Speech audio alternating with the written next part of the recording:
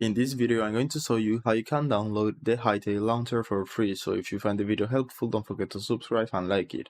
Just a quick reminder that you can use the creator code Academy on the Hytale store if you want to support the channel. So a lot of people don't know about this, but Hytale has enabled the downloads for the launcher already. So all you need to do is go to hytale.com and you will see the download button right here. Then you will have the option to download for Windows, macOS or Linux. In my case, I'm using Windows, so let's just click right here and click on save. Now it's important to note that if you didn't purchase the game yet, you will not be able to play Hytale even if you install the launcher. So to play the game, you will need to purchase the game, and don't forget you can use the creator code Academy to support the channel. Now after you have installed the launcher, just open it, click on next, then just enter the path where you want to install the launcher. In my case, I will leave the default path, then click next, install, and wait for it to install. This will only take a few seconds, then click on next again,